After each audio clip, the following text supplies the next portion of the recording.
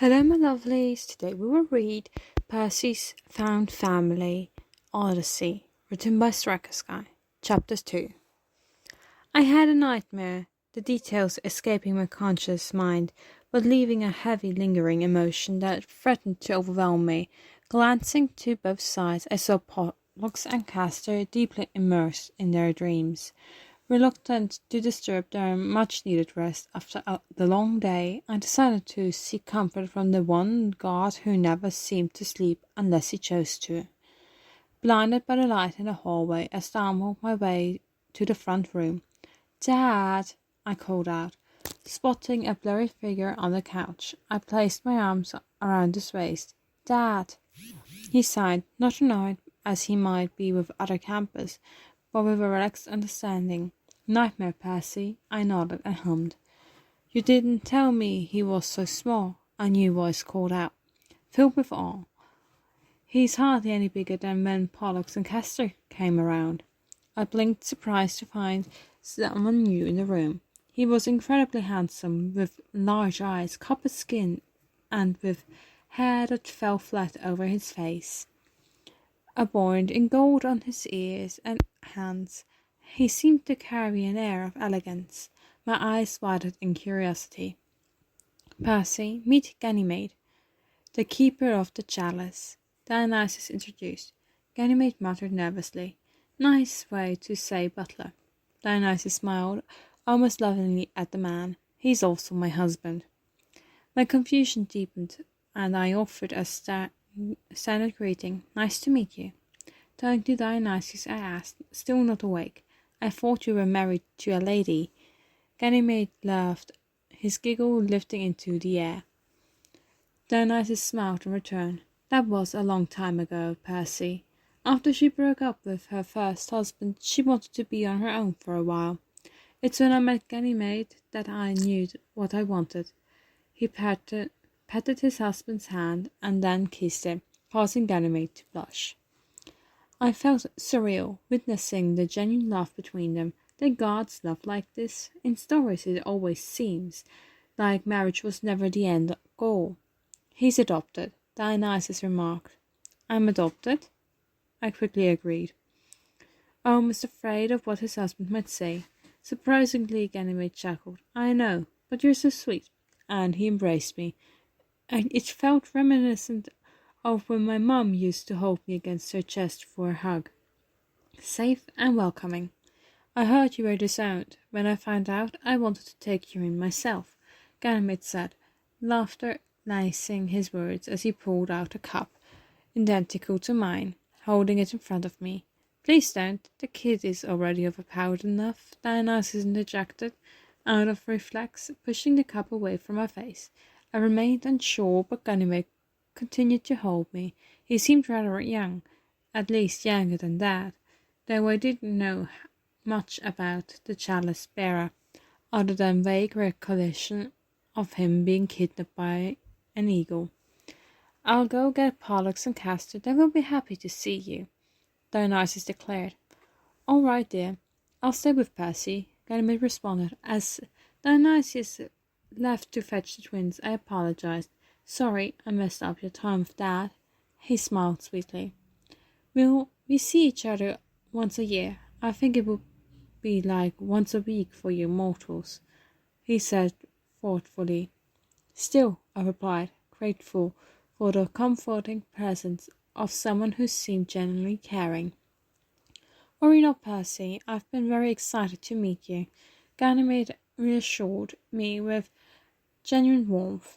He set me down beside him, and soon Pollux and Castor came running in. "Papa!" they excitedly yelled. To capture his attention, Ganymede welcomed them with open arms, and they hugged him back eagerly. "How have you boys been?" he inquired, and they both spoke at once. I observed their affectionate interaction with their papa. A stark contrast to the dynamic with Dionysus. It made me wonder, but if they only saw each other once a year, perhaps that explains it. As the joyful reunion unfolded, Dionysus returned with a playful smile on his face. All right, my little grapevines. It's time for bed," he announced, his tone a mixture of amusement and fatherly authority. We were all shuffled over to the bed, with Castor and Pollux settling on my side. I closed my eyes, not minding their little conversation. "You changed your look," Ganymede remarked, seemingly refreshed. For Percy? I should have known," he said with a smile and a chuckle. Silent understanding passing between the two. As the gentle murmur of conversation continued around me, I soon succumbed to the embrace of sleep. I woke up, Pollux still sleeping beside me, but Castor was gone. I pushed Pollux grudgingly. "Pollux!" He yawned and rolled over, smiling to himself in his sleep. I recalled the unfamiliar man, Ganymede, in the hotel. I didn't want to chance running into him alone. "Pollux?" I asked again. He woke up with a start. Yes, Percy?" I stammered, realizing how nervous I was. I was a god, and gods are unpredictable. Pollux rubbed his eyes, violet showing. "It's okay, Percy. I'll come with you." He smiled my way, his reassuring presence eased my unease. Together, Pollux and I made our way to the kitchen, where the enticing aroma of breakfast greeted us. As we entered, everybody was already gathered around. Dionysus, Ganymede, and Castor were engaged in a lively conversation. Castor noticed us and cheerfully wished everyone a good morning. "Morning, Percy." "Sleep well?" Castor grinned as he handed me a plate filled with delicious-looking breakfast. "Yeah, I slept okay." Pollux pulled a chair out for me, and I took a seat beside him. We were just deciding how to spend our day. Pollux, with his mouth full of bacon, managed to sputter out, "Make sure to get the amusement park." He choked, and I laughed, giving him a reassuring pat on the back. Dionysus, unamused, rolled his eyes. "Please chew your food, Pollux." Pollux awarded his dad's advice and continued. "Castor, want some seafood?" "Ew, no!" Castor exclaimed, cringing at the thought. Pollux didn't stop himself from shoving his chewed-up mush, and Dionysus sighed into his hand. Ganymede, unfazed, refilled our drinks, remaining a calm presence amidst the chaos of breakfast. Dad and Ganymede were engaged in a debate about the best way to travel, by car or teleportation. It appeared Dionysus had won the agreement, and our day would be packed with various activities. Feeling a bit overwhelmed, I nudged Castor in the shoulder. "Cass?" "Yeah, Percy?" "Why are we doing so much today?" "Oh," he hummed, leaning against me, his head now on top of mine. "Dad and Ganymede only get to spend one day together a year." It struck me, reminding me of the punishment Dionysus had to endure. Even though he mostly seemed okay with it, besides not being able to indulge in wine and such, he did seem to cherish being with his sons. It was even more challenging for him not being able to spend time with his husband Ganymede. As Castor explained the rarity of their time together, I couldn't help but feel a mixture of sympathy and admiration for Dionysius. Despite his often gruff exterior, it was evident that the limited moments with Ganymede were precious to him. I glanced over at the pair, deep in conversation about their day's plans. Ganymede caught my eye and offered a warm smile, and it left me with mixed feelings. The teleportation landed us in an amusement park, and my hand sank when I realized we were at the Tunnel of Love, my nemesis. "Okay, you kids, scoot." Dionysus attempted to shoo us away, but his resolve was clear. I only wanted to go on the ride with Ganymede, and he made it obvious by wrapping an arm around his waist. However, Pollux and Castor had other plans. They pushed me towards both dads. "Sit with Dad, Percy," Castor said mischievously. said. Stay with Dad, Percy, Castor said, a mischievous glint in his eye. Pollux added, Sorry, brother, someone must be sacrificed. And you're the baby, so you'll survive. I protested, Wait, what? But they ran off, giggling all the way, leaving me alone with two gods who clearly wanted more than just to hold hands in the tunnel of love.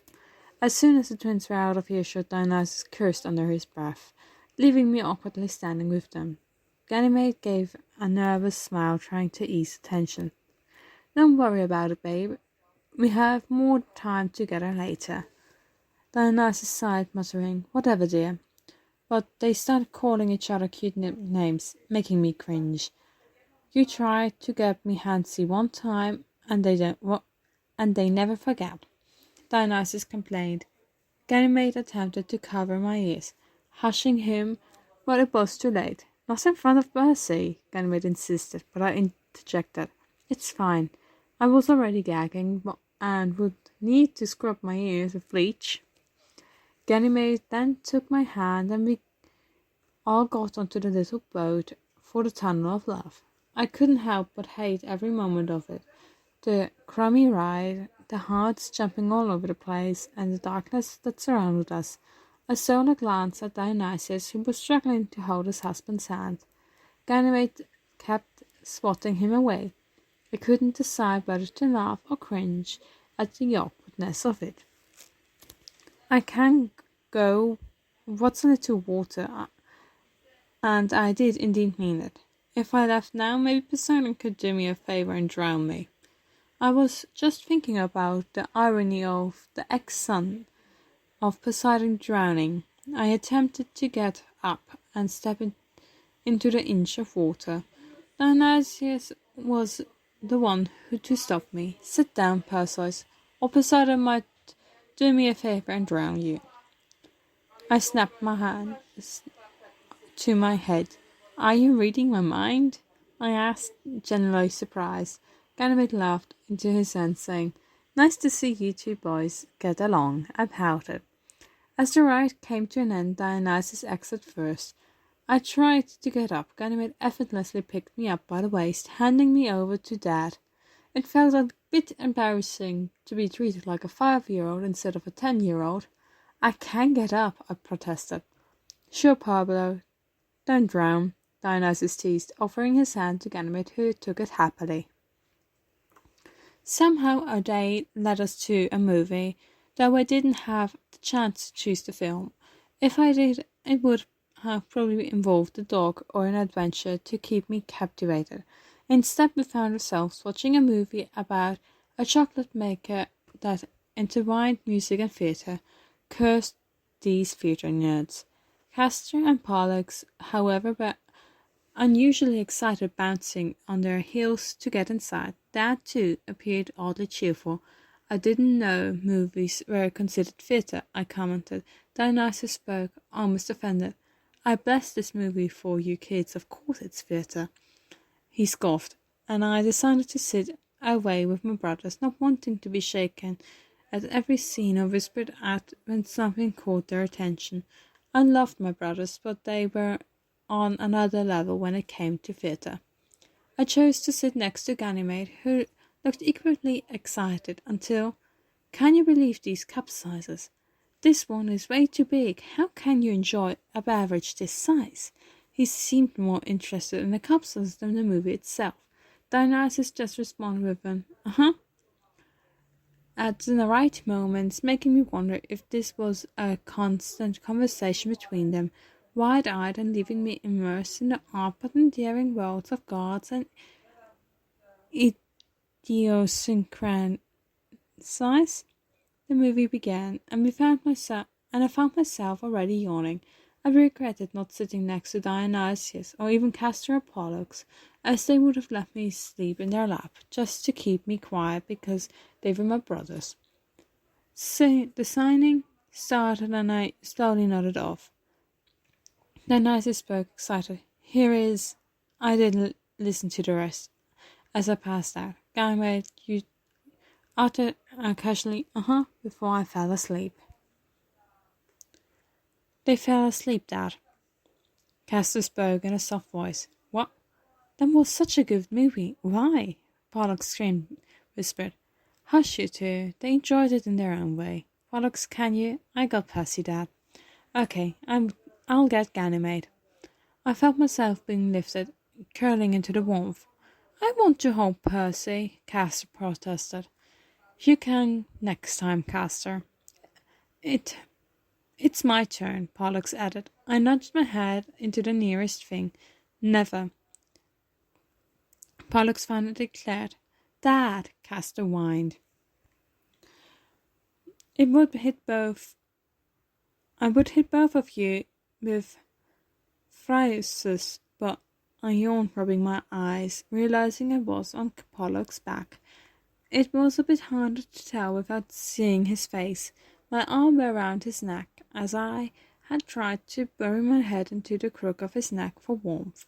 Such a good movie, I mumbled. So great, Ganymede chimed in from Dionysus' back, kicking his feet back and forth. The god of wine immediately let his husband go, who fell to the ground with a small ow. You both fell asleep before the first song. I felt a bit bad, considering Dad did bless the movie. Sorry, Dad. Sorry, Dio, Ganymede added, offering his hand to his husband. Whatever. I'll take the quiet, Dionysus grumbled, but there was a small smile on his face, as our odd but enduring adventure continued. Thank you for listening to Chapter 2. I will see you next week for Chapter 3. Bye-bye.